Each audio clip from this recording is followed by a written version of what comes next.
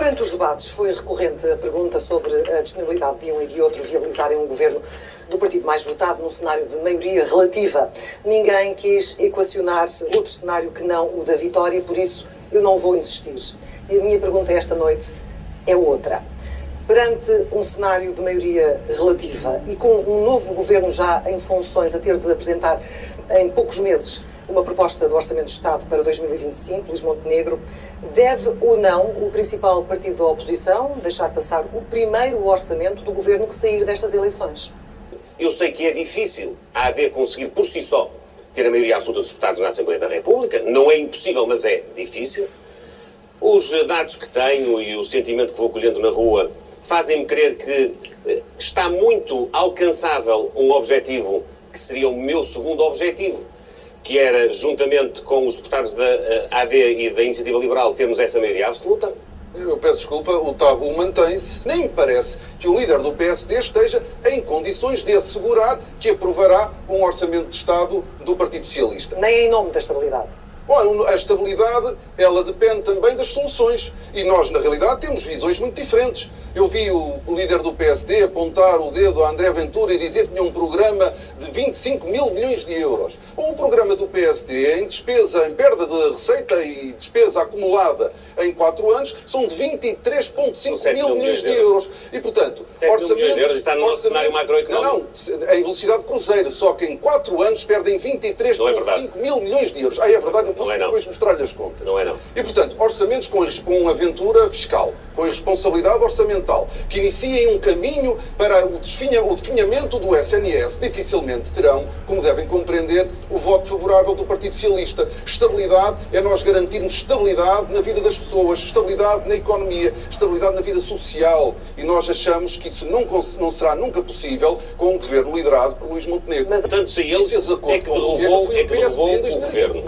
Só juntando-se a eles é que derrubou o governo, precisamente, deixe-me já agora lembrar-lhe, Pedro Nuno Santos, precisamente numa altura em que estava em causa a aprovação do Orçamento Regional para o último ano. Quando o Partido Socialista ganhou as eleições em 2020, deixe-me acabar, se faz eles aliaram-se ao Chega para formar governo. E, portanto, Eu gostaria de colocar uma desculpa. Não há tabu nenhum. Não há, porque aqui foi perguntado diretamente o que faria se o Partido Socialista vencer as eleições. E continua a fugir. Já teve 1 minuto em silêncio num debate e aqui, de forma redonda, continua a fugir à resposta. Eu estou concentrado em ganhar as eleições. Humildade estou concentrado em conseguir esclarecer as pessoas para Ficamos sem saber. Mudança. Ficamos sem já saber. Agora. Sabemos que têm posições sobre o futuro da TAP muito diferentes. Não é sobre isso que eu vos vou colocar a próxima questão. Quero saber apenas, em relação à localização do futuro aeroporto, é uma decisão que exige consenso com o maior partido da oposição? Sim ou não? Há ou não abertura para isso? Luís Montenegro e depois Pedro Nuno Santos. É uma bela questão. E deixe-me dizer uma outra coisa que os portugueses devem saber. Eu tenho de equilibrar. Não, mas devem saber, deixe-me só dizer. Há ou não necessidade de consenso? Devem só, vou ter que passar a palavra ao Pedro isto. Nuno Santos. Eu peço desculpa porque nessa tem uma altura, grande diferença de tempo. Nessa altura, o governo do Partido Socialista, com a tutela do Dr. Pedro Nuno Santos, tomou uma decisão de adjudicar uma avaliação ambiental estratégica a um consórcio que integrava o operador do aeroporto de Barajas, em Madrid. Não adjudicou nada. Foi adjudicado, o contrato depois não foi assinado. E não foi assinado porque nós propusemos a constituição de uma comissão técnica independente e propusemos que nela estivessem integrados, nomeadamente, os académicos que mais se dedicaram a diversas áreas que concorrem para que a decisão possa ser uma decisão bem ponderada. Acabámos por dar uma saída a um imbróglio que foi sempre aquilo que, nos últimos 8 anos, a questão do aeroporto... Não me respondeu. Pedro Nuno Santos está com muito menos tempo. Há ou não necessidade de um consenso alargado para a localização do futuro aeroporto? Eu estou com muito menos tempo, mas eu respondo às questões. Aquilo que nós estamos a assistir há 6 minutos e 41 segundos de Luís Montenegro é fugir com respostas redondas sem dar a resposta que é necessária. Tenho as respostas preparadas, dá aqui, não quero saber o que está a ser perguntado. Não diga isso. Não digo isso. Eu sei que está incomodado. Não estou nada incomodado. Não estou nada incomodado, mas que é evidente que não responde às questões. Eu não lhe lembrasse a sua responsabilidade, ouça, a sua falta de ponderação, já percebemos, já sabíamos, já toda a gente sabia que vinha com essa. O que eu lhe quero dizer é que eu, quando nunca teve experiência governativa, não sabe a dificuldade que é decidir e governar. Em Portugal é muito difícil tomar decisões. Eu gosto de decidir e quero que o meu país avance. Não gosto de arrastar os pés, nós, na realidade, peço desculpa. Na realidade, nós estamos, deixe-me terminar. Na realidade, nós estamos há 5 anos, na realidade, eu vou responder à pergunta. Na realidade, nós estamos há 50 anos para decidir a localização do aeroporto. E eu quero decidir, não quero esperar mais. Fez-se uma comissão Só vai decidir por minha causa, fez-se uma comissão técnica independente e a primeira coisa que o PSD teve para dizer ao país foi: bom, em cima da comissão técnica independente, vamos fazer um grupo de trabalho. Nós cá queremos decidir, nós queremos, para responder diretamente à questão, nós queremos tentar assegurar um consenso com o PSD, com a certeza de que nós não vamos ficar à espera que o PSD se junte. Nós queremos o consenso do PSD e já agora todos os partidos, procuraremos esse consenso, mas se ele não existir, nós vamos decidir e vamos avançar. Vamos olhar para o crescimento da economia e perceber como é que podem, de alguma maneira, mudar o que está a acontecer no país. Luís Montenegro prevê nas suas propostas da AD conseguir fazer crescer a economia em Portugal mais de 3%, o que, contas feitas, não acontece há mais de 20 anos. Eu pergunto-lhe como é que vai fazer que a economia portuguesa cresça a este ritmo, olhando para o que está a acontecer na Alemanha, no Reino Unido, nos outros países da Europa. Nós partimos do cenário macroeconómico do Conselho de Finanças Públicas, que prevê um crescimento de 1,6% este ano, e com as políticas que vamos incrementar, com as transformações estruturais na economia, nos serviços públicos, no Estado, com a política fiscal que também vamos introduzir, com o aumento e com políticas que se dirigem ao aumento da produtividade, da capacidade exportadora de Portugal, nós vislumbramos um caminho paulatino, difícil, exigente, que culminará no ano 2028 com um crescimento na casa dos 3,4%. Pedro Nuno Santos, o PS em contrapartida prevê de facto um crescimento mais modesto, 2%, e pretende selecionar determinados setores estratégicos da nossa economia para canalizar algum do investimento. Pergunto-lhe quais setores e como é que os vai selecionar para perceber que esses são de facto os mais importantes como motor económico. Bem, em primeiro lugar, o Partido Socialista apresenta um programa económico para dar resposta a problemas estruturais da economia portuguesa. Nós elegemos, aliás, a economia e a transformação do perfil de especialização da economia portuguesa como a primeira prioridade. É mesmo o maior desafio que nós temos pela frente. Nós só vamos conseguir ter melhores salários, reter os nossos jovens qualificados em Portugal, financiar o Estado Social que desejamos, ter uma vida melhor em Portugal, se nós tivermos uma economia mais forte, uma economia mais diversificada, uma economia mais sofisticada, uma economia mais complexa. Isso exige uma estratégia, a estratégia que o PSD não apresenta. E nós temos essa estratégia. O país, ao longo dos anos, foi sempre muito pouco seletivo no sistema de incentivos. Governos do PS e governos do PSD. E isso distingue-nos de grande parte dos países europeus que foram capazes de, ao longo dos anos, selecionarem os setores e as tecnologias, e neste caso em Portugal, onde já haja competências científicas, tecnológicas, empresariais instaladas, sermos capazes de selecionar com o sistema empresarial, com o setor empresarial, com a academia, os setores e as tecnologias com maior capacidade de arrastamento. Não é o Primeiro-Ministro, nem é o Ministro que escolhe. E, portanto, isto terá de ser um amplo debate na sociedade portuguesa. Não é o setor privado que investe onde bem entende. Os recursos do Estado são limitados, o que significa que nós devemos aplicá-los com critério, com inteligência. Esse é o maior desafio. Porquê é que a estratégia... Porque em Portugal, o sistema de incentivos do governo... É uma confissão de culpa relativamente aos últimos 8 anos? O sistema de incentivos do governo, de sucessivos governos em Portugal foram demasiado fragmentados, pulverizados. E nós, para conseguir ter poder transformador... E para nós, para poder conseguir ter poder transformador, nós temos capazes de fazer seleção como fazem as economias mais avançadas da Europa. Porquê é que a estratégia do PSD não resulta? O PSD apresenta aqui a necessidade de fazer um choque fiscal. O que nós precisamos é, de facto, de um choque de produtividade e de um choque salarial. O choque fiscal, aliás, retira pressão para a inovação. E o choque de produtividade só se consegue com o projeto de transformação da economia que nós temos para apresentar. O Luís Montenegro falava de ambição. Nós precisamos que a produtividade aumente em Portugal.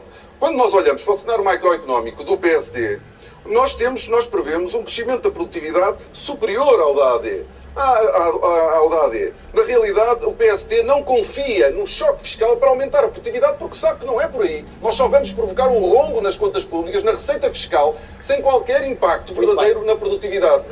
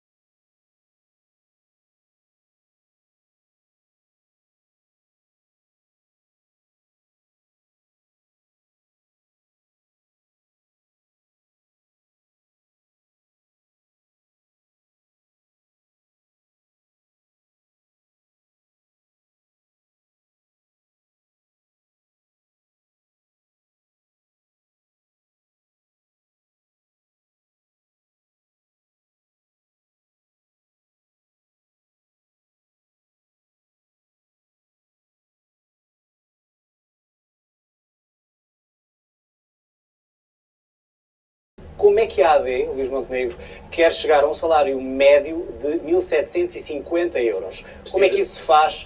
É confiar no mercado? Precisamente alavancado num crescimento económico mais ambicioso, na transformação da nossa economia, no aumento da nossa produtividade, no aumento da nossa possibilidade e da nossa capacidade exportadora, atraindo investimentos, tendo uma política fiscal mais agressiva para que as grandes empresas possam vir investir em Portugal.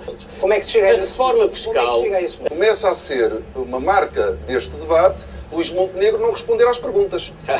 Não respondeu. Não responde como o Pedro Nuno Santos quer, isso é verdade. Não respondeu como é que se chega aos 1.750 euros. Agora reparemos na grande ambição do PSD.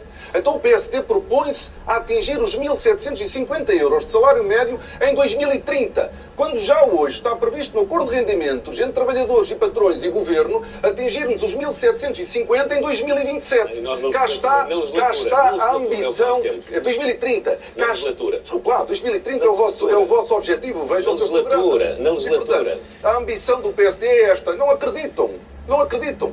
O IRC... Já vamos aos impostos. Qual é a sua ambição para o salário médio? Nós queremos que o salário médio continue a aumentar e acho que nós devemos, está previsto no acordo de rendimentos, atingir os 1.750 euros em 2027, não em 2030, como deseja o PSD, e acho que há condições para nós podermos rever o acordo de rendimentos e sermos mais ambiciosos, obviamente, em negociação e em concertação com trabalhadores e empresários devemos procurar. Porque, ao contrário daquilo que o PSD está sempre a dizer, de que o país está desgraçado, Portugal foi a terceira economia que cresceu mais em 2022. A terceira, não foi na média. Foi a terceira economia da União Europeia que mais cresceu. No último trimestre foi a primeira economia que mais cresceu na União Europeia. Há um caminho que foi sendo feito e que nós queremos continuar a fazer. Então, afinal, a política económica estava bem ou estava mal? Nós podemos fazer mais. E o que eu quero é que o país faça bem mais. Estava mal? Há muita coisa que estava bem, algumas coisas estavam mal. E é por isso que convinha reconhecer que uma delas é esta. Uma delas é a nossa carga fiscal em taxas de Já vamos à carga fiscal. Luís Montenegro, já vamos à carga fiscal. Para encerrar os salários. A Checa, hoje o Vénix Luís Montenegro, já vamos aos impostos. Nós estamos a crescer mais. Estamos a falar de salário. Primeira economia a crescer mais. Vamos aos impostos, não temos muito tempo, que eu tenho que passar para o segmento seguinte. Luís Montenegro, descida de IRS. Pergunto-lhe muito concretamente, já falaram ambos sobre isso, quando é que será feita essa redução e se vai rever os escalões já este ano, se for eleito Primeiro-Ministro? Na primeira oportunidade, o nosso objetivo é atuar de três formas. Em primeiro lugar, baixando as taxas do IRS até o 8º escalão, com maior incidência sobre a classe média. Em segundo lugar, ter um IRS dirigido especificamente aos jovens até aos 35 anos, que passarão a ter uma taxa máxima de 15%. E em terceiro lugar, isentando de IRS de contribuições e de impostos os prémios de produtividade até ao valor de um vencimento mensal. Pedro Nuno Santos diz que quer reduzir também o IRS na classe média. Eu pergunto-lhe o que é que entende por classe média para percebermos que portugueses, se o PS formar governo, ficarão com uma redução de IRS. Em primeiro lugar, aquilo que o PSD propõe é uma aventura fiscal que merece ser discutida, porque nós estamos a falar de um rombo acumulado nas contas públicas só de impostos de 16.000... Não é verdade, 3 mil milhões de euros em IRS. 16,5 mil milhões de euros de impacto de rombo nas contas públicas. 3 mil milhões de euros em sede de IRS. E 500 milhões de IRC. 5 mil. 500 milhões de IRC. 5 mil milhões. E mais 500 milhões em velocidade cruzeira. 5 mil milhões em velocidade cruzeiro. A perda acumulada em 4 anos são 16,5 Não é verdade isso. Não é verdade. É verdade. Tem que fazer as contas. E, aliás, tem feito. O Pedro Nuno Santos é economista, não é? É economista. Depois é um primeiro-ministro com capacidade de fazer contas. O efeito da descida do IRS é imputado ao ano em que se verifica. Sim, mas repete-se. Não se repete, não. A partir daí a taxa funciona naturalmente. Peço desculpa. Funciona naturalmente. Se retira 1.000 milhões de euros, retira num ano e nos anos seguintes essa perda mantém. E nos anos seguintes fazemos orçamentos com as taxas. Está sempre a tentar dizer que eu sou impreparado. Aqui, com toda a clareza, mostrou a sua impreparação para governar o país. Olha que é capaz de fazer ricochete não sabe e, apesar de ser economista, ter aqui cometido um deslize maior, sabe? Já agora vai-me responder à pergunta ou não? O impacto em velocidade cruzeiro são 5 mil milhões de euros por ano. Não é verdade. Nos 4 anos, como elas não são tomadas todas no primeiro ano, o impacto acumulado é 16. Não é verdade. Depois eu dou-lhe as contas não é verdade. para não continuarmos. Nós até podíamos ter feito. Nós até podíamos ter feito esta diminuição o ano passado. O ano passado, vocês... Está a contar o meu tempo. Estão a contar os dois. Pedro Nuno Santos, quer mais de responder à 2 mil pergunta? milhões de euros em impostos. Bom, nós fizemos... Classe média, o que é que Nós já onde é que fizemos, será a redução? bom, desde logo ao compromisso de atualizar todos os anos os limites dos escalões de acordo com a taxa de inflação. Depois, naquilo que for possível, nós iremos mais longe, nós iremos mais longe, se for possível, dado o crescimento económico e a margem financeira que nós tivermos. Nós não podemos estar sistematicamente a fazer promessas eleitorais com o objetivo de conseguir votos e depois amanhã termos um problema sério em mãos. Nós ainda agora soubemos que a França vai adotar um plano de austeridade de 10 mil milhões de euros. Nós temos que ter credibilidade quando apresentamos as nossas contas e os nossos compromissos. O PSD apresenta-nos uma aventura fiscal que, na realidade, poupa impostos aos de cima, poupa impostos a uma minoria e não à maioria da população. Olha, o nosso cenário macroeconómico foi elaborado por um conjunto de mais de uma decena de deputados e mas ninguém acredita nele. E depois, é um ato de fé. e depois foi sufragado por vários economistas, muitos independentes, O cenário muitos ex-ministros das macroeconómico é um ato de finanças, fé. com grande conhecimento e grande experiência na área das finanças. Meus senhores, e deixe-me dizer-lhe uma coisa, é execuível, mas é mais do que isso. De fé, É justo é uma irresponsabilidade orçamental. É justo Uma socialmente. irresponsabilidade Os senhores, orçamental. nos 2 últimos anos, cobraram, É uma em irresponsabilidade cima orçamental. daquilo que já era muito, que já era um aumento, mais de 5 mil milhões Porque de a euros. economia Faça cresceu aquilo. e a inflação... Claro, faça aquilo. Mas é que Meus tem que estar senhores, um preparado. cada vez é que temos que encerrar. Claro, Tem que estar pensar, preparado estou para mais governar um país. Estou preparadíssimo. Claro, mas não parece. O Dr. Pedro Nuno Santos, Não estou parece. preparadíssimo. Claro que lhe diga. O Pedro Nuno Santos Não é parece. que esteve mal como Não ministro. parece. Não estive. Fará como Não primeiro-ministro. estive. Tenho Mas esteve resultados. muito mal. Vamos Não tem resultado, avançar não. para o próximo... Tenho resultados para Vamos avançar para o próximo cheque. Habitação, Meus infraestruturas. senhores, É é precisamente por aí O que aeroporto vamos. não Vamos tem- falar de habitação. Não vai por aí. Meus Deixem-me só senhores, dizer, deixem-me vamos só falar dizer- de habitação, deixem-me senão só não vamos dizer ter que tempo para o resto plano do fiscal tempo. não é nenhuma aventura. O nosso É uma plano fiscal aventura, é. simultaneamente Uma responsabilidade um ato de mesmo. sensibilidade social. Nunca vai conseguir e cumprir. de incre- Quero dizer que em matéria de habitação não há balas de prata. Este é um problema europeu. É um problema europeu para todos os países da Europa, com governos de esquerda e com governos de direita. Quem promete bala de prata está a enganar balas de prata, está a enganar as pessoas. Ao longo dos anos nós vamos adotando medidas. E há medidas que funcionaram, há medidas que demoram a funcionar, há medidas que dão resultados. Mas a crise da habitação é uma A urgência. primeira resposta que nós demos foram benefícios fiscais que não resultaram e que é a resposta que o PSD tem para dar. O parque público de habitação é fundamental. Nós estamos com 2% do parque total. É muito pouco. Demora a apresentar resultados. Depois há medidas que pretenderam retirar pressão da procura, como o fim dos vistos gold, o fim do regime de residentes não habituais, ou as restrições ao alojamento local, que já estão a produzir resultados, mas que o PSD quer voltar a repor. Bom, mas o que nós temos que fazer no futuro, para além de termos de atuar no lado da oferta, insistindo no parque público, aumentando o parque público de Mas habitação... eu quero centrar primeiro a dar nossa discussão incentivos. precisamente na questão Eu quero falar da do- oferta. Da questão da oferta. E a oferta... Em relação a este reforço do parque público, ele começará a ter resultados quando? Quantas casas é que terá disponível para entrega, por exemplo, no próximo ano? Nós já estamos, neste momento, nós temos o país todo em obra. Nós temos várias dezenas, muitas dezenas de municípios com obra já concluída, entregue e obra em construção. Municípios liderados pelo PSD, que depois apresentam os apartamentos como obra sua. Esse é mais fácil. Como obra Esse é mais sua, mas que resultam dos nossos próprios dos programas desenhados pela Administração Central. É o caso de Lisboa. Há obra em curso, ela demora. Mas há também medidas para aumentar a oferta privada. 6% na construção para arrendamento acessível, 6% para a construção para a habitação a custos controlados. Esse é um trabalho que tem que ser feito do lado da oferta. Eu gostava também de poder falar do lado da procura. Há aqui isto que vos distingue, de um lado mais foco na oferta pública, do lado da AD o foco é sobretudo na promoção da iniciativa privada. O meu programa é atuar Melhor no falar, lado tenho da para oferta. propor. De que maneira? Tirando muita carga burocrática aos processos de Já licenciamento. foi feito simplificação de licenciamento. Conseguindo ter uma fiscalidade mais amiga dos investidores, com certeza também promover a habitação pública. Nós não queremos diminuir essa capacidade. Não se vê no programa. Queremos é acrescentar a oferta do lado privado. como meta do lado já das agora, cooperativas Luís de habitação. Montenegro, Como é que isso se faz? tem esse E valor depois, dessa meta para o parque público? Nós gostaríamos de, nos próximos 4 anos, poder ter uma média de novas casas no mercado de 50 mil ao ano. É muito difícil de atingir. Como é que é, muito então? difícil de Como é que atingir. É muito difícil de atingir. Como é que é? Mas é o caminho que nós queremos Como é que se percorrer. faz isso? De que maneira? Na oferta, como estava a dizer, por um lado retirar a carga burocrática, ter melhor Já fiscalidade. fizemos isso com a simplificação. Construção com IVA simplificação de licenciamento. 6%. parcerias público-privadas, acordos entre as entidades públicas e os operadores, segundo os quais eles correm menos risco, porque a parte pública opera como garantia de viabilidade económica dos investimentos e coloca no mercado, quer de arrendamento, quer de aquisição, mais capacidade. Fazer o mesmo, dando, do lado da oferta, melhor fiscalidade, nomeadamente aos jovens, com isenção de IMT e de imposto de selo na compra da primeira... Do lado da procura, não é? E dando, claro, do lado da procura. Estava a dizer da oferta. Já lhe vou dar a oportunidade também. E dando também uma garantia pública na componente que os empréstimos bancários não acompanham para totalizar tudo aquilo que é o valor da aquisição. Aliás, uma proposta que essa sim é irresponsável, é aventureira, é contraproducente que o Pedro Nuno Santos faz.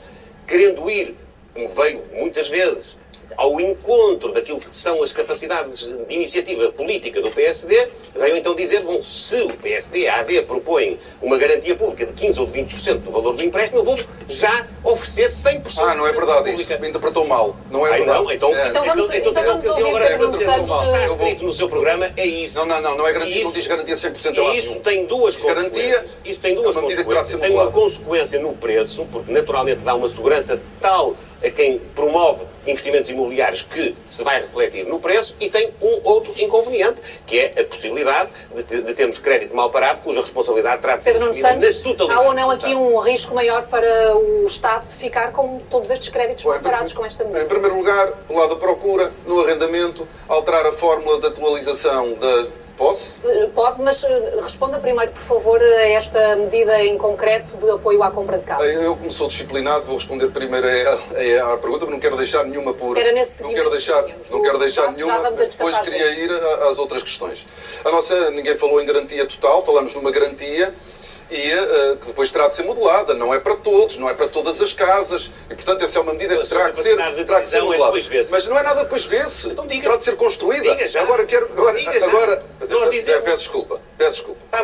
Eu não peço nada de desculpa, eu quero é que me deixe falar. Eu decido mais rapidamente que você, está a ver? Não decido nada, eu decido mal. Eu vou dizer porque é que decido mal. Então diga.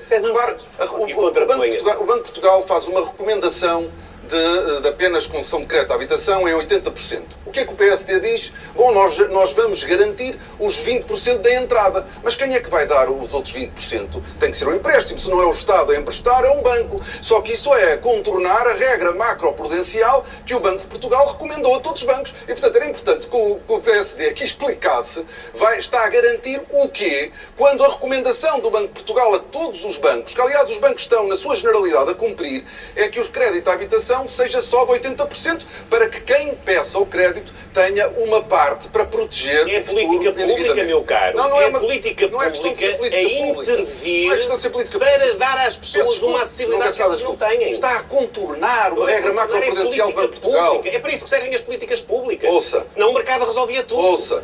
Nem parece socialista. Não, ouça. Há uma regra liberal. Ouça, há uma regra macroprudencial definida pelo Banco de Portugal. De acordo com as garantias tradicionais. Esta é uma garantia excepcional. Recomenda que só se empreste 80%. Claro, porque esta garantia não existe. O que o PSD está a dizer, não é garantia do lado de empréstimo. O que o PSD está a dizer... Mas é por causa das garantias, Pedro Nuno Santos. O que o PSD está a dizer... Não é. É para que haja um esforço também de quem pede o crédito. Esse é o objetivo. E aquilo que o PSD está a dizer é que... É para não haver incumprimento. Aquilo que o PSD está a dizer é que alguns pode-se ir buscar os outros 20% que é para não haver incumprimento. O Banco de Portugal quer que as pessoas entrem com a entrada. E, portanto, o PSD tem que explicar melhor Tem que explicar melhor esta...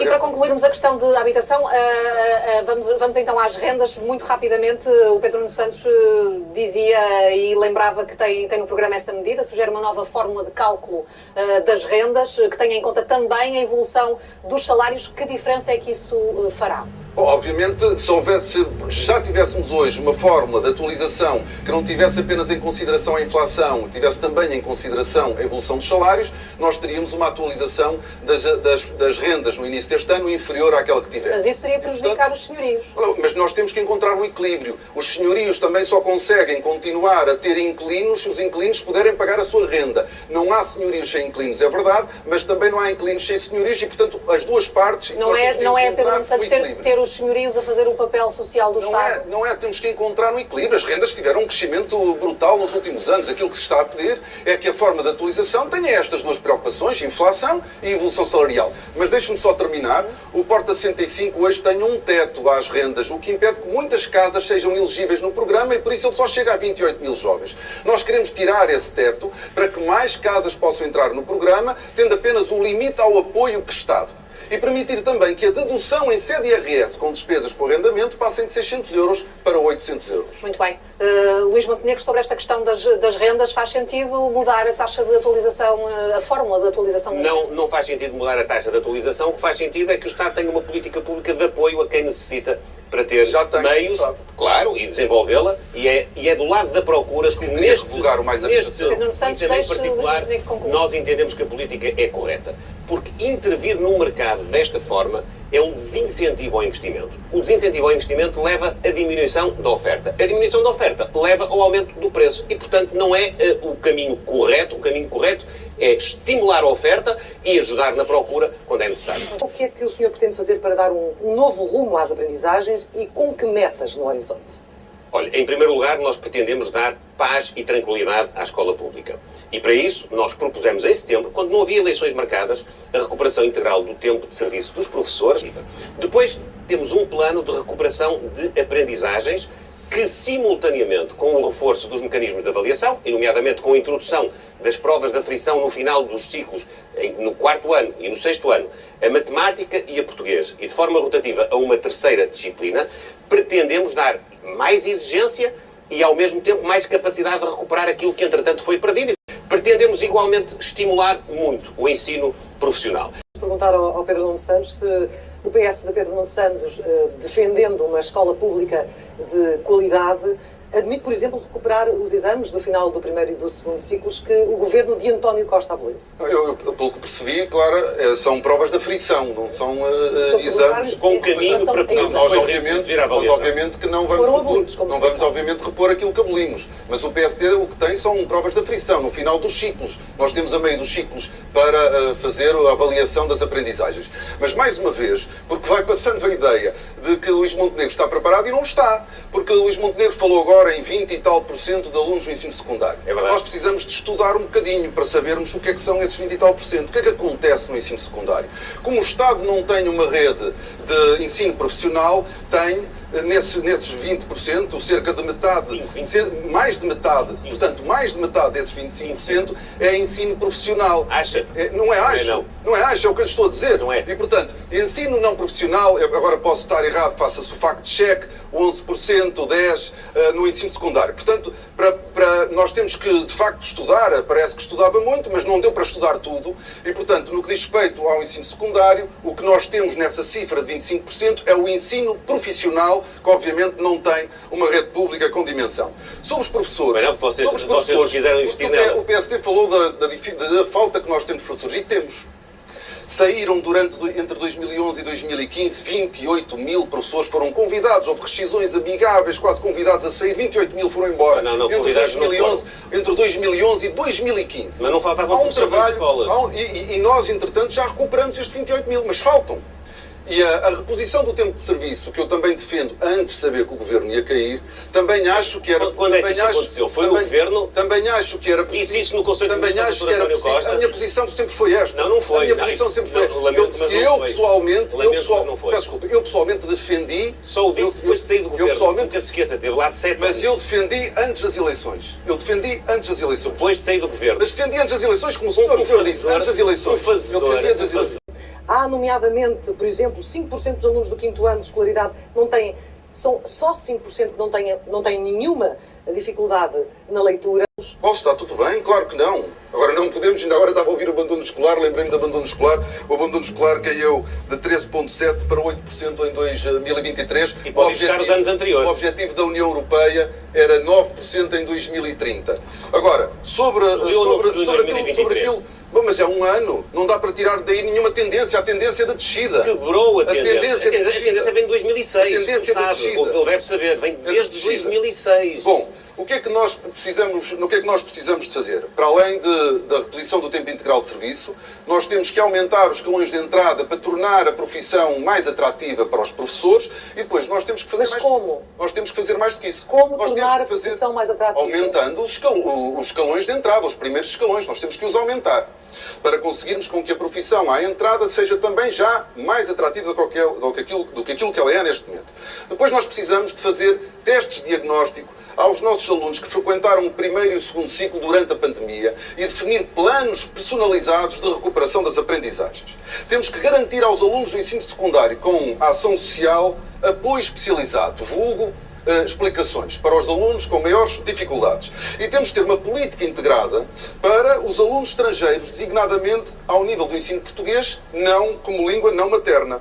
Depois, do ponto de vista transversal, garantir a gratuitidade do pré-escolar. Garantido das creches, do pré-escolar, de todo o ensino em Portugal. Aí tem uma posição coincidente. E terminando, dizendo, e tornar obrigatório o ensino pré-escolar a partir dos 4 anos. Porquê? Porque é um dos maiores preditores do sucesso escolar ao longo do percurso escolar.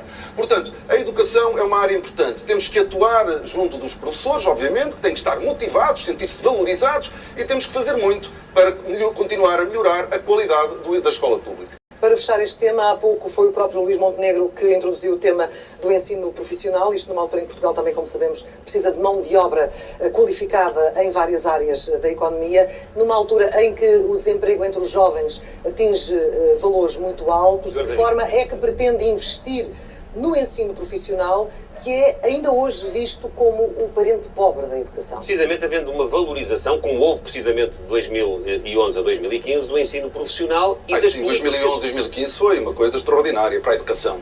Olha, essa de facto foi das melhores que eu ouvi em todo este debate. Sabe que no início dos 2011 2015 foi extraordinário. Sabe que no início dos anos escolares não havia, que há hoje, que é 100 mil alunos não terem professor. 28 mil professores foram embora. Sabe que hoje, no dia em que estamos a debater, há mais de 30 mil alunos que ainda não têm professor a uma que não traz Pedro Passos Coelho à campanha. E o convidou para a convenção da AD. Nós entendemos que é estratégico apostar no ensino profissional e que as políticas públicas devem estimulá-lo e devem criar também a sua própria rede de ensino, criando a sua própria rede de ensino profissional, exatamente aquilo que é necessário e, obviamente, apoiando as escolas que hoje têm essa capacidade. Quero também acrescentar que é para nós fundamental, do ponto de vista estrutural, que haja um acesso universal e gratuito, quer às creches, quer ao pré-escolar, de tal maneira que propusemos inclusivamente a sua inscrição como desígnio na Constituição. João, eu antes de mais discordo do preâmbulo da sua questão. Não é um problema?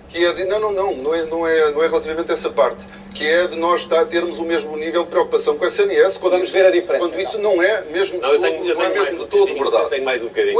O SNS tem problemas e ninguém os esconde.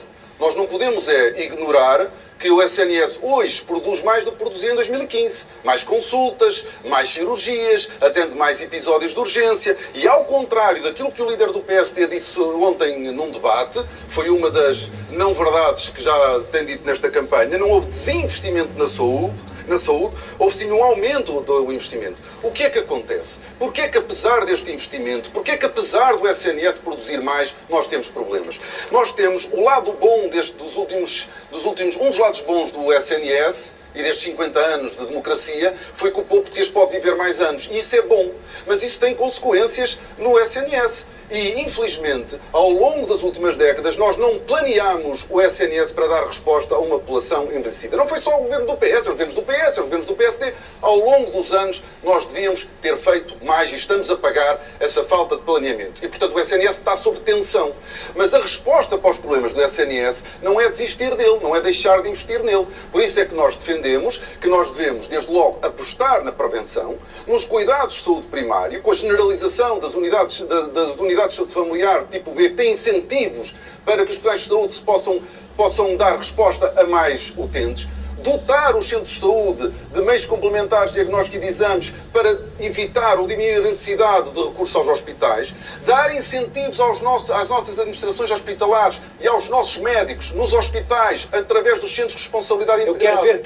Quero olhar, não, vamos olhar para essas questões em particular. Responda-me só à questão da emergência. Há um plano de emergência para resolver a situação atual? Eu estou a apresentar as medidas. As medidas são para ser tomadas já, e elas vão produzindo os resultados ao longo do tempo. São para ser tomadas já. Nos hospitais, os centros de responsabilidade integrada que permitam dar mais resposta e diminuir as listas de espera. E depois este ponto que é muito importante. Nós conseguirmos olhar de uma forma diferente para o envelhecimento em Portugal e conseguir juntar os serviços de saúde e os serviços sociais. É por isso que nós defendemos que se reforcem e portanto, por essa via, aumentar as portas de entrada no Serviço Nacional de Saúde, reforçando as equipas de hospitalização domiciliária, as equipas médicas hospitalares poderem ir aos lares, e podermos ter os médicos, é um tema muito importante este, e podermos ter os médicos dos lares a prescrever medicamentos e exames para que os mais velhos não precisem de ir aos hospitais. Há muito para fazer. Há muito para fazer e para falar aqui. Mas deixe-me só dizer... Não vai responder à pergunta, então. Não, vou responder à pergunta, mas vou só repor, não diga isso, vou só repor aquilo que o Pedro Nuno Santos disse. Em 2015, entre aquilo que foi o orçamento aprovado e aquilo que foi o orçamento executado na saúde, nós, o governo na altura, executou 90%. Desde que entrou o governo do Partido Socialista em 2016, as taxas de execução daquilo que estava projetado no orçamento foram 2016 55%, 2017 43%, 2018 47%, 2019 49%, 2020 foi o único, foi um ano de pandemia, 61%, 2021 ainda em pandemia 100% e depois 2022 retomou 43% de execução, 45% em 2023. Dizem-nos que há cada vez mais pessoas sem médico de família e dizem-nos que há cada vez mais pessoas em listas de espera. Qual é a sua solução? Plano de emergência, em 60 dias, o que é que visa? Visa, em primeiro lugar, reorganizar a rede de urgências, dando especial prioridade às urgências de obstetrícia e de pediatria. Aquelas que têm sofrido mais e que têm colocado as mães portuguesas em situação muito difícil, quer aquelas que vão às urgências, quer aquelas que antecipam poder ir. Garantir uma consulta de doença aguda em 5 dias nos centros de saúde. Criar o gestor do doente crónico, que é, por assim dizer, aquele superutilizador das urgências, uma pessoa que vai muitas vezes e que repete muitas vezes episódios de urgências e que deve merecer um tratamento especializado.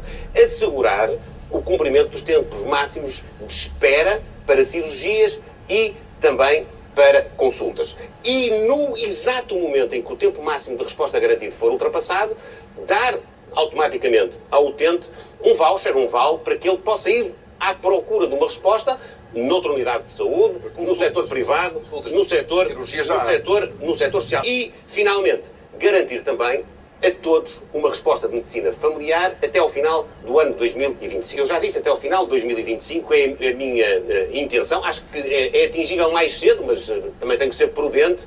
Para isso é preciso médicos, é preciso enfermeiros, é preciso outros profissionais de saúde. Como sabem, nos últimos anos saíram cerca de 10 mil profissionais, uns reformaram-se, outros foram para o privado. Eu pergunto, como é que tencionam resolver esse problema de escassez de profissionais de saúde?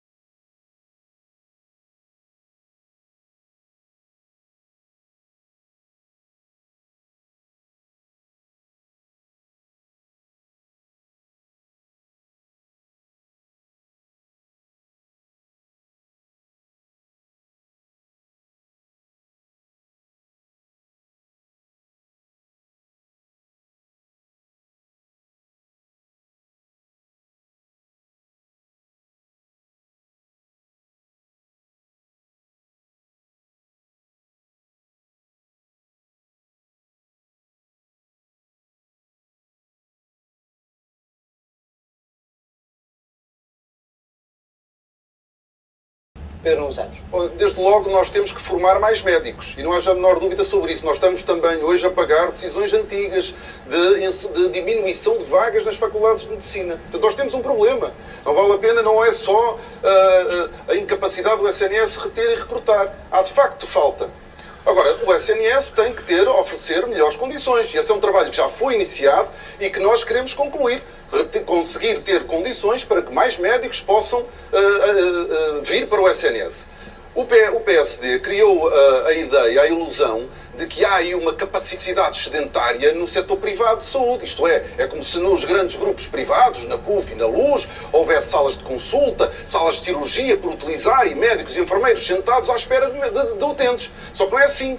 E, portanto, a única coisa que acontecerá com as propostas que o PSD tem para o SNS é descapitalizar o SNS, dando mais receita ao setor privado para contratar e para retirar mais médicos e mais profissionais de saúde ao Serviço Nacional de Saúde. Essa é a resposta que... Portanto, como é que fixa com melhores salários e mais vagas de medicina? Nós, com a capacidade financeira que o Estado tiver, nós queremos investir nos nossos hospitais, nos nossos centros de saúde. É que há um problema com o voucher consulta ou com o cheque consulta, como lhe quiser chamar.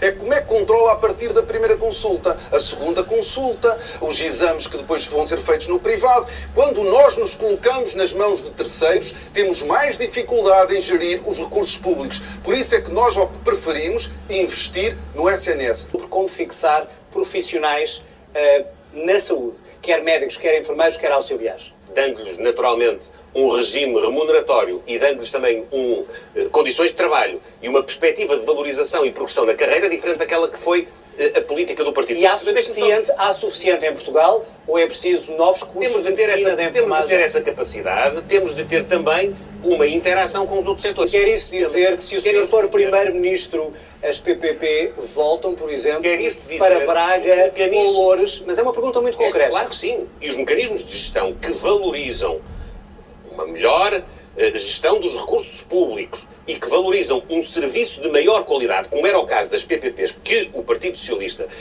acabou. O Partido Socialista não acabou. Acabou. Está enganado, mais uma vez. Acabou, claro que acabou. Não quiseram renovar. Não quiseram renovar. Não renovou. Os privados não quiseram renovar. Porquê? Porque o Partido Socialista acabou. O Partido Socialista não teve capacidade está-se a habituar demasiado a dizer coisas que não são verdades.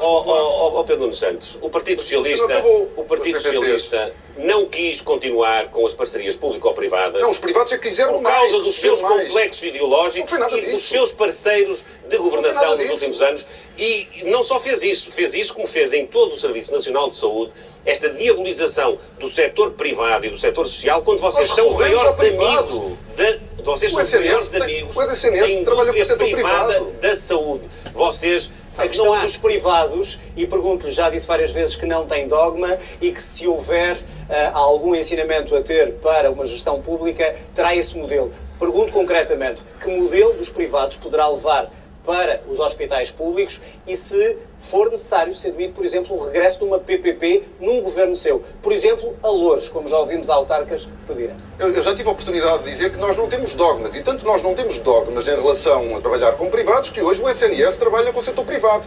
Agora, perdoem-me, os recursos do Estado devem ser investidos, em primeiro lugar, no Serviço Nacional de Saúde, em melhorá-lo. Há muita coisa que não está bem. Nós temos resultados, mas nós não estamos satisfeitos. E nós queremos mais também no SNS. E queremos investir. E, portanto, não havendo nenhum dogma, mas havendo capacidade financeira, nós queremos investir no nosso Serviço Nacional de Saúde, nos nossos hospitais e nos nossos centros de saúde. E nós não queremos... O PSD diz que nós acusamos de desnatar. Obviamente que há um caminho que pode conduzir ao definhamento. Pelo contrário, é o reforço do Serviço Luís Montenegro, quando o Rui Rocha aqui dizia que quer liberdade de escolha na saúde, e nós sabemos o que é que isso significa, tratar todos por igual, Luís Montenegro dizia, nós ainda não estamos nesse ponto, mas não excluo que nós possamos lá chegar. Aliás, falou sempre de Sistema Nacional de Saúde. E na realidade nós sabemos o que é que isso quer dizer. Para nós o esteio da resposta aos cuidados de saúde em Portugal é o Serviço Nacional de Saúde. Mas é onde nós queremos investir. Tem problemas? Tem, sim, senhora. Não, mas a verdade é que foi o Serviço Nacional de Saúde que nos fez avançar. E nós queremos continuar a investir. Mas a melhorar. mas não fizeram isso. Não fizemos. Fizemos. Mas O problema é que no se admite que for necessário uma PPP. Deixe-me só dizer. Sim ou não? Eu já lhe disse que não há dogmas, mas eu prefiro dar autonomia às nossas administrações hospitalares, porque Não eu sei fez. que os hospitais públicos e as administrações dos hospitais públicos com maior autonomia farão um trabalho melhor do que qualquer PPP. Muito bem. Mãos, Não estamos degrade, num estado que nós precisamos de lhe não pegar degrade e o salvar. SNS. É verdade. Não degrade E já a só imagem do conseguimos fazer SNS. Não isso. contribua E para já isso. só Meus senhores, Não conseguimos contribua fazer para isso. isso. Vamos mudar O de tema. SNS foi a maior conquista e é ainda hoje a maior conquista. Os seus Vamos olhar para as vossas propostas para a faixa etária de maiores de 65 anos. Nos últimos anos, quer com o Partido Socialista no poder, quer com o PSD, houve mexidas nos rendimentos dos pensionistas. Luís Montenegro, as medidas que propõe, nomeadamente o aumento do complemento solidário para idosos, para que todos os pensionistas tenham um rendimento igual, um rendimento total igual ao salário mínimo nacional. Estas medidas, em concreto esta, é também uma forma de reconciliação e de reposição de justiça para com os pensionistas depois de cortes no passado? Está a trazer o polígrafo, não é? Sabe? Está muito dependente dessas coisas. De quê? É uma política Da só. mentira? Não, não. Mentira? Essa informação está errada. A minha afirmação o é governo esta. cortou 1.000 No dia milhões de euros 5 nas de pensões. setembro de 2022, Quer assim respeitar o os mais doutor velhos? António Costa cortou o equivalente a meia pensão. Não há a todos os pensionistas. nenhum pensionista que tenha perdido pensão. Decidiu. Um cêntimo. Ouça, está nervoso? Não Ouça. estou nada nervoso. Então ouça, não me interrompa. Ouça. Custa-me é que insista na mentira, Mas não é? ouça, quer ouvir ou não? É que não é mentira. Não é mentira. Eu vou-lhe Então explicar. vamos esclarecer ambos os lados. Luís Montenegro primeiro para concluir essa O ideia. doutor António Costa retirou meia pensão a todos os pensionistas, decidiu atualizar para 2024 as pensões em metade, repare, daquilo que era o critério que a lei prevê. E depois, em abril de 2023, recuou e repôs a situação. Deixe-me só dizer-lhe... Para concluir a ideia, O Luís corte foi de Montenegro... 1.000 milhões Onde é que de está o euros. corte? Foi de 1.000 milhões de euros. Quem é que sofreu um corte? Os pensionistas Qual sofreram pensionista? sofreram um corte pensionista? e depois uma reposição. A reposição só existe porque o corte existiu. Não se repõe aquilo que não se tirou. Mas, Doutor está enganado. Não brinco com as palavras. Eu estou a brincar com as Nem palavras. brinco. Isto é verdade que entre 2011 e 2015 foi pedido um esforço adicional aos pensionistas, em particular àqueles que tinham mais altos rendimentos. O que criou uma ideia de que nós tínhamos tido opção. Nós não tivemos opção. Eu vou garantir a todos os pensionistas um rendimento mensal que no final da legislatura será equivalente a 820 euros, com a perspectiva de na legislatura seguinte poder ser equivalente ao salário mínimo nacional, que entretanto vai ser atualizado. Pedro Nuno Santos, e como é que isto se faz? não vai Faz ter através tempo neste momento para do valor explicar de isso. Luís referência do Montenegro complemento tem que dar a palavra ao para Pedro Nuno idosos. Santos. É execuível. O doutor Pedro Nuno Santos começou por desdenhar, mas hoje eu creio que ele Pedro até Nuno está de Santos. acordo com esta perspectiva. Eu peço imensa desculpa, mas quer dizer, eu quero estar sempre a pedir, não é? Mas quer dizer, mas verdadeiramente, nós não podemos estar sistematicamente a mentir em campanha eleitoral. E como é que pode Não é uma mentira. Como é que pode o Dr. Luís Montenegro querer reconciliar-se com os idosos ao mesmo O doutor tempo... António Nogueira Leite ainda recentemente fez estas Luís contas. Montenegro, deixe, por favor, Pedro Nuno Santos equilibrar o tempo. É um reputado economista, já foi até membro de um governo do Partido Socialista e Luís Montenegro, reconheceu, é verdade que houve uma peço-lhe que reposição. respeite também Não aqui a respeito, divisão mas dos isto tem que ficar tempos. claro que eu não aceito que digam que eu estou a mentir, não aceito. Pedro Nuno Santos. Não é verdade. Houve um corte e houve uma reposição. E vamos ouvir as explicações de Só se Pedro Nuno aquilo que se Santos corta. sobre esse assunto. Nenhum pensionista teve um corte de pensões. Isso já foi dito, já foi desmentido várias vezes. Só com as palavras. Luís Montenegro continua a insistir. Não houve nenhum corte. Houve uma antecipação de meia pensão. Em janeiro de 2023 sobe metade do que devia ter subido. Em junho sobe o que tinha que ser subido. Já disse tudo. Só que houve uma... Já disse tudo. Só que houve uma... Já disse tudo. Já disse tudo. Desculpe lá, Obrigado por desculpe lá, confirmar as minhas desculpe lá. palavras. Não confirmei. Obrigado por Pedro confirmar as Luís minhas Montenegro, não, deixe concluir, por favor, Não, temos de equilibrar os em tempos. Peço outubro, respeito em também por esse outubro, equilíbrio. É crédito, Pedro Nuno. Em outubro de 2022 foi antecipada meia pensão. Obrigado, não foi, não. Não houve corte. Olha, desculpa Suplemento lá. extraordinário. Não vale a pena. Luís Montenegro. Não vale a Pedro Nuno pena. Santos, Não suplemento vale a extraordinário. pena. Porque, sabe porquê? Porque o Suplemento Sabe porquê que extraordinário. não vale a pena? Eu quer dizer... Luís Montenegro, deixe Pedro Nuno Santos concluir esta ideia por 3 respeito ao minutos. equilíbrio dos tempos 3 também. minutos. Não há nenhum pensionista em casa que se consiga rever nas suas palavras, porque os pensionistas sabem que durante os últimos 8 anos as pensões subiram, que a lei de atualização das pensões foi sempre respeitada e que houve, além disso, 6 aumentos extraordinários das pensões ao longo destes últimos 8 anos. Os pensionistas sabem que quando nós lhes dizemos que nós vamos aumentar as pensões, nós estamos apenas a dizer que vamos fazer aquilo que sempre fizemos. Não é o mesmo, não pode dizer o mesmo, Luís Montenegro. Posso. Eu vou-lhe dizer sobre... Cumprir a sua palavra, sabe? Isto foi cumprir a sua palavra. Eu vou-lhe dizer sobre isso, sobre o memorando. Em primeiro lugar, o PSD gabou-se de ter, essencialmente, da influência essencial do memorando ter sido feita pelo PSD. Lembra-se Eduardo Catroga ter reivindicado para si os louros do memorando. Mas não é só isso. O PSD foi para além do memorando.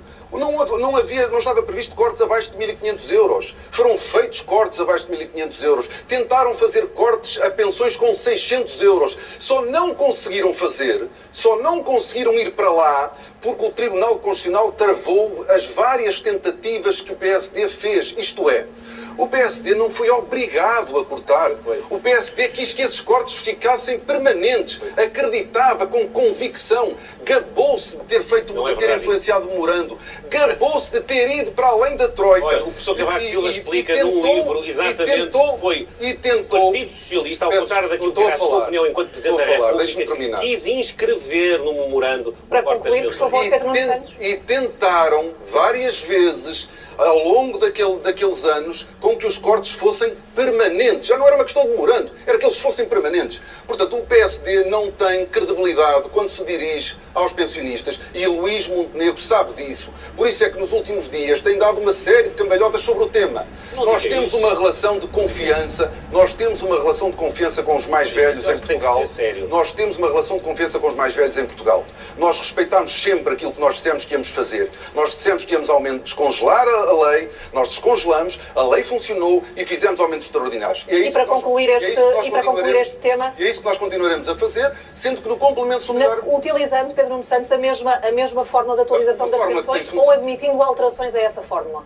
Usando a mesma fórmula, mas garantindo que nos períodos de baixa inflação nós consigamos garantir aumentos às pensões mais baixas. Aliás, foi o que nós fomos fazendo ao longo dos últimos 8 anos e que nós temos que continuar a fazer. E quando houver picos de inflação, é para manter tal e qual essa fórmula? É para respeitar a lei. O contrato que temos para com os pensionistas é para levar a sério. Uma última nota sobre o complemento solidário para idosos. Hoje é exigido aos nossos mais velhos que apresentem os rendimentos dos seus filhos para acederem ao complemento solidário para idosos. Não é sempre, mas é em alguns escalões. E nós queremos remover essa exigência para todos os escalões, para que os mais velhos não fiquem dependentes dos rendimentos dos filhos, respeitando a independência, a autonomia dos nossos idosos, porque o Estado não deve regular a relação entre pais e filhos, deve respeitar os mais velhos. Está encerrado este tema. Muito obrigada. O nosso tempo chegou ao fim, mas tal como combinado, ditam as regras que haja um minuto final para cada um. Eu peço a ambos encarecidamente que seja um minuto limpo, sem interrupções. Começando por si, Luís Montenegro. Caras e caros portugueses, o dia 10 de março é um dia decisivo. Nós teremos duas opções. Ou a AD e eu próprio, ou o Partido Socialista e Pedro Nuno Santos. O Partido Socialista e Pedro Nuno Santos que, enquanto Ministro, mostrou tudo menos preparação.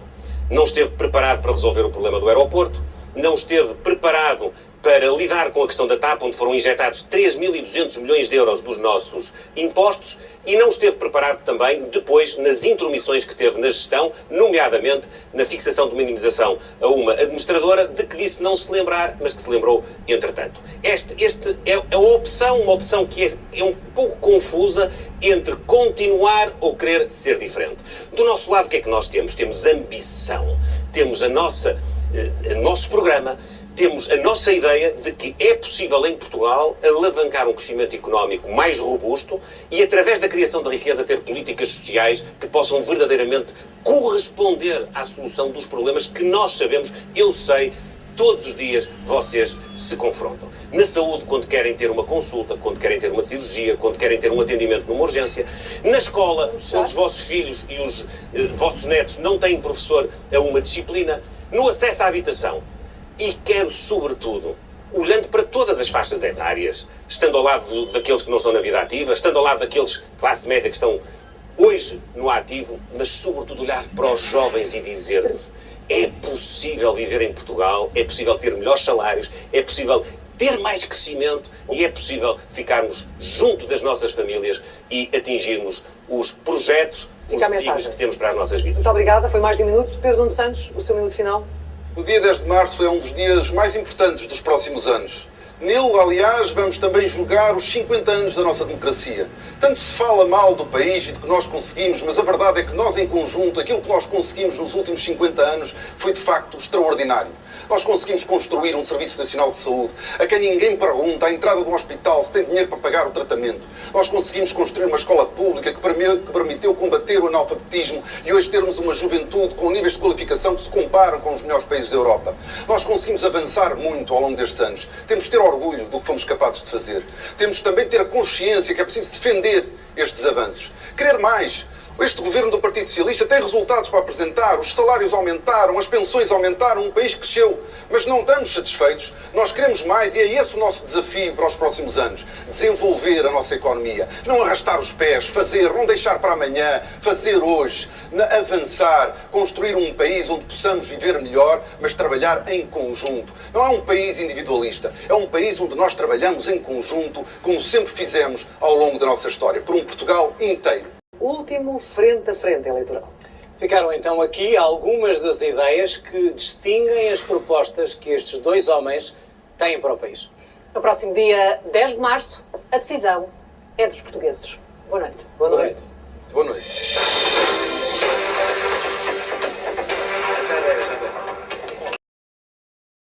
Na questão das pensões, para mim é gravíssimo o que se passou aqui. Luís Montenegro deve ter mentido tanto na história das pensões. Não é verdade. Não, vou dizer porque é que mentiu. Na história da reposição, dizer só se repõe o que se retira, que é o que o Pedro Nuno Santos disse, é indiscutível. Os pensionistas não perderam. E eu fui muito crítico, ataquei muito o governo quando teve em debate aquela marosca, que depois de facto não aconteceu. E na questão dos cortes de Pedro Passos Coelho. Que aí não há. Está-se a tentar reescrever uma história com um problema. Não está. Não está. Pedro Passos Coelho, pelos novos cortes que não estavam no memorando, foi aos escalões mais baixos que não estavam no memorando e, portanto, está-se a tentar reescrever uma história. Eu compreendo, porque fazer as pazes com os pensionistas obriga a uma coisa, a reescrever a história em relação aos pensionistas. Eu acho que essa reescrita da história serve para uma coisa, para falar para os pensionistas que não eram pensionistas na altura e que talvez não se lembrem, para os outros é praticamente impossível. Na questão da política fiscal, que é uma área muito importante, porque em termos da política económica, a única base verdadeiramente perceptível da proposta da AD é baixar os impostos, é o tal choque fiscal, a partir do qual se acredita que é possível trazer investimento estrangeiro e reanimar a economia. Pedro Nuno Santos faz as contas e diz, olha, mas isto custava em 4 anos, tem uma perda acumulada de 16 mil milhões. 16,5 mil milhões. E o Luís Montenegro diz, não, isso, a conta não é essa, não é verdade. E o Pedro Nuno diz, devia ter feito as contas. E o Luís Montenegro nunca consegue impor as suas contas alternativas. Portanto, eu acho que ele teve sempre muito à defesa e sem ser capaz de retomar as Uma área rédeas do debate. especialmente importante. Houve matérias em que ele não dominava e a última, sobre pensões, claramente acabou a insistir numa coisa que não era verdade. Houve uma altura em que, se o governo fizesse aquilo que estava a pensar fazer, iria retirar, na atualização do ano seguinte, iria retirar valor às pensões aos pensionistas. Mas na Paulo, verdade, isso não aconteceu. Mas mesmo aí, Pedro Nuno Santos gera isso bem do ponto de vista político, Certo, porque ele diz, nenhum pensionista se revê nas suas palavras. Pois não Porquê? revê. Porque como houve uma reparação a Não, é tempo, os porque ao pensionistas contrário, receberam Ângela, valor. a questão, exatamente, mais do que isso, os pensionistas Claro que acabaram é demagogia, como por é o que é ganhar isto, mais mas nos meia debates isso pensão. conta. Como o governo foi pressionado a fazer a atualização sobre o aumento total, os pensionistas acabaram por ter um ganho de meia pensão e depois chega a este debate e está completamente impreparado para fazer o debate sobre as pensões como esteve noutras matérias. Não precisou de ir buscar Passos Coelho, nem precisou de ir buscar... Atacou aquilo que defende Luís Montenegro. Sim. E isso é importante porque as pessoas estão hoje, e o que o Sebastião estava a dizer, me parece que é certo, no sentido que as pessoas estão à procura de perceber o que é que cada um deles tem para oferecer de novo em relação àquilo que aconteceu nos últimos 8 anos e nos 4 anteriores. E desse ponto de vista, Pedro Nuno Santos voltou a ser aquilo que foi muitas vezes neste estúdio, no programa semanal que tinha, que é, tem ideias diferentes do anterior governo, ao qual pertenceu, 7 dos 8 anos, mas apresenta coisas diferentes para fazer em relação a António Costa. E isso é uma vantagem sobre alguém que tenha dificuldade de ter que se defender por ter pertencido a um governo com 8 anos, que é sempre um desgaste político muito grande, e ele conseguiu fazer isso, sobretudo, porque foi capaz de trazer aquilo em que acredita. Deixem Pedro Nuno Santos ser Pedro Nuno Santos, que Daniel Oliveira escreveu num artigo do Expresso, hoje apareceu de facto o Pedro Nuno Santos, isso é que lhe deu essa vantagem sobre o Luís Montenegro, que com certeza, ou muito provavelmente, não estaria à espera que isso acontecesse. Ele conseguiu também uma coisa que foi virar a história do rombo das contas públicas contra a AD. Portanto, ele vem dizer a sua baixa de impostos, havia aqui uma ameaça de rombo das contas públicas. Portanto, ele conseguiu moderar a sua imagem. Quando há dias, quando apresentou o programa eleitoral do Partido Socialista, ele disse que era preciso acabar com a centralidade das finanças num futuro governo. Portanto, se ele chegar a Primeiro-Ministro, acha que as finanças não podem ter um papel central. E hoje o que vimos foi Luís Montenegro acusar a política das cativações, que orçamentava determinadas verbas, nomeadamente para a saúde, e depois executava abaixo de 50%. E vimos Pedro Nuno Santos a ser o grande defensor do equilíbrio das contas públicas. Portanto, ele soube sempre aproveitar o debate.